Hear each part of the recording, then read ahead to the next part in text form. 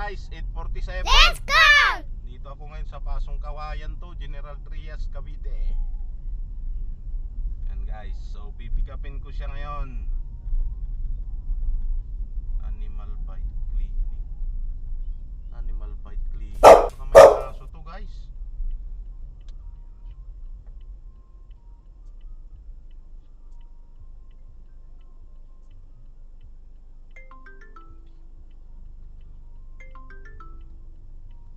Dali, tawagan natin guys kasi nasa Animal Bite Clinic siya eh.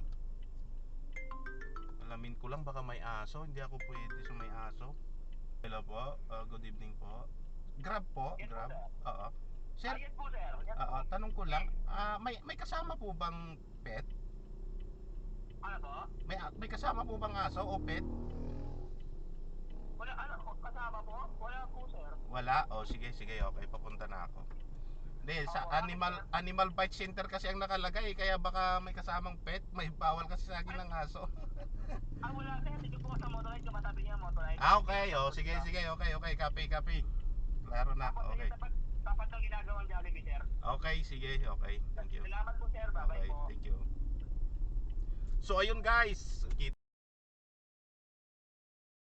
siyang kasamang aso. Ginamit lang niya yung pin kasi yun daw yung nakikita sa Grab apps. So klaro tayo guys. Let's go. Kita tayo mamaya umaga. Hanggang magdamag tayo guys.